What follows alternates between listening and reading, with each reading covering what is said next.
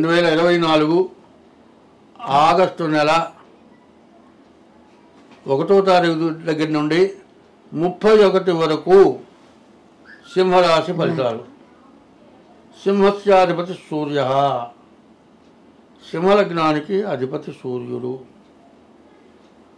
సింహం అంటే భయంకరమైంది, కానీ ఆ సింహం ఏంటి? అమ్మవారి వాహనం. ఇంటికి మెయిన్ ద్వారం ఏమంటారు? సింహద్వారం. సింహద్వారం అంటారు. ఇది ఎవరన్నా ఆలోచిస్తున్నారా?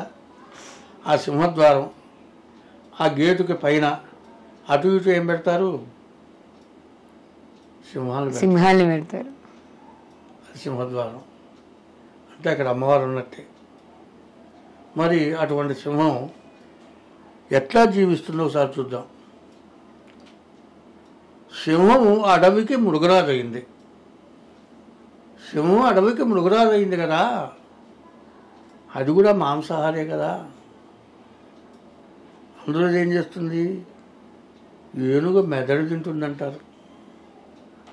అయితే ఆ సింహం నీతి చూడండి. మనం కడుపు నిండా అన్నం తిన్నామండి, మంచి నేతితో బాదం పప్పుతో తయారైనటువంటి స్వీట్ తెచ్చి ఒక్క స్వీట్ తినంటే ఎవరైనా తినకుండా మానుకునే వాళ్ళు ఎవరైనా ఉన్నారా? ఎందుకు మాత్రం గురుగారు? అందులో నీటితోటాయా? అదే కదా. మరి బాదం పప్పుతో తయారు చేసిన పొడి చేసి స్వీట్ తయారు చేశారు. ఈ స్వీట్ దొరకతాయా, తినవా అంటే తింటానంటాడు. సింహం అట్లా తిందు. ప్రాణం పోతుంది, చచ్చిపోతాను, షేక్ వచ్చేస్తుంది. మనకు ఒక రోజు ఆహారం పోతుంది, వణుకొచ్చేసేస్తుంది. ముద్ద నోట్లో పెట్టుకుంటే కూడా మింగుడు పడదు. కాసిన మంచిని రాగి ఒక ముద్ద తిని కనీసం బాటి పెట్టేసి కూర్చున్నాడు, మోకాళ్ళ మీద కూర్చొని గబా గబా గబా తిని కాసిన మంచిని రాగి అమ్మ అనుకుంటారు. అప్పుడు అంత బాధపడతాం. అంతకంటే ఎక్కువ బాధ వచ్చి పడిపోయి చచ్చిపోతానన్నప్పుడే వేటాడుతుంది ఆహారం కోసం. అది 6 నెలలు తింటుందో 3 నెలలు తింటుందో తెలియదు. అయితే సింహం వేటాడేటువంటి జంతువు బలిష్టమైంది. అది తినగా మిగతా జంతువుల ఆహారం తినేటట్లుగా అటువంటి జంతువును వేటాడుతుంది. మిగతా జంతువు పైన ఎక్కడ కూర్చొని కాపలా కాస్తుంటాయి, ఇది తినేప్పుడు వెళ్తుందా అని, ఎప్పుడు వదిలేస్తుందా అని. అది ఎంతో రుచికరంగా ఉంటుందిరా.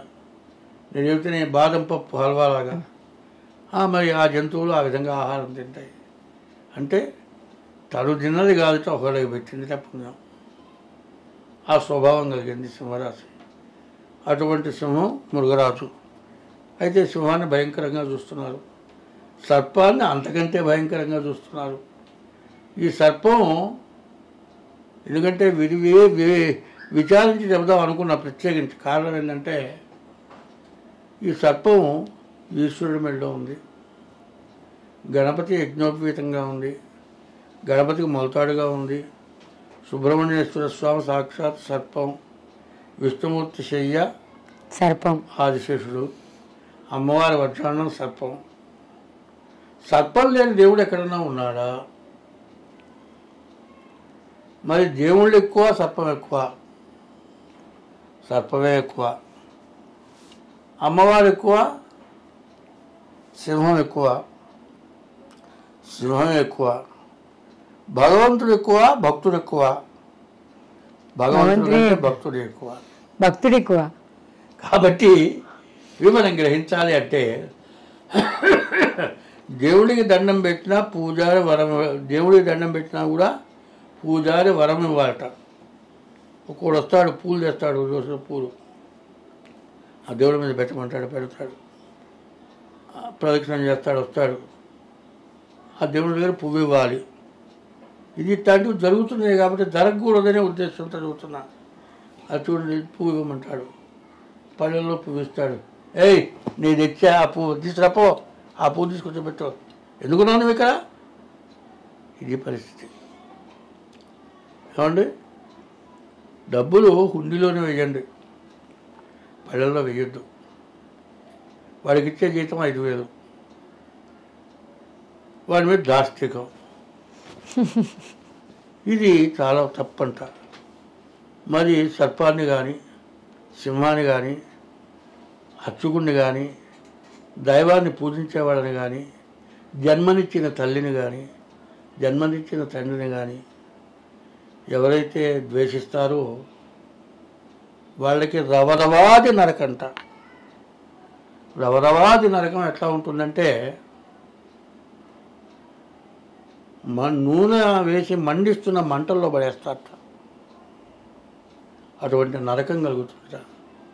అయితే ఇట్లాంటి రాసుల్లో సింహరాశుల్లో పుట్టినవాళ్ళు పుణ్యాత్మలు.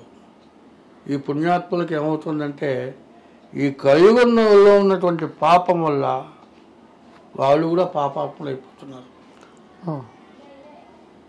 వాళ్ళ సర్పాన్ని చూస్తే భయపడి పారిపోయేవాళ్ళు ఉన్నారు. వాళ్ళ సర్పాన్ని చంపకుండా పట్టుకొని అడవుల్లో వదిలిపెడుతున్న వాళ్ళు ఉన్నారు. సర్పాన్ని గన్నుబెట్టి పేల్చి చంపుతున్న వాళ్ళు ఉన్నారు. అయితే సర్పాన్నే మనం ఏం చేయకూడదు, సింహాన్ని ఏమీ చేయకూడదు. జీవాత్మ పరమాత్మ అని ఉంది.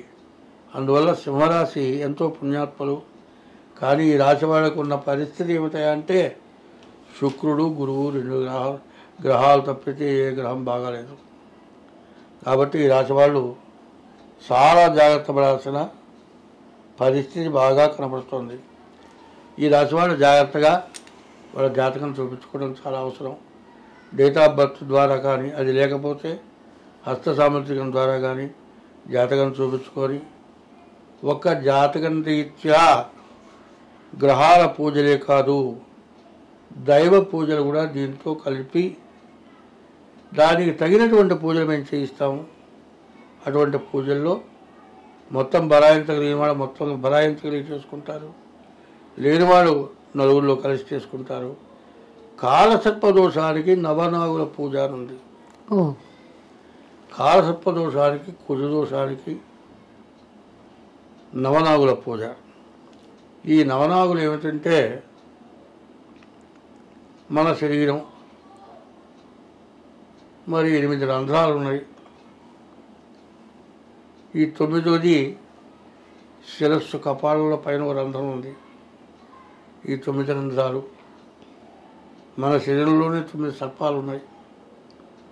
అదే తపస్సు చేసేవాళ్ళు, అష్టాంగ యోగాలు చేసేవాళ్ళు, మూలాధారం దగ్గర నుంచి సహస్రారం వరకు వెళ్ళేవాళ్ళు ఈ వెన్నుపూస పాములాగా నిలబడుతుంది.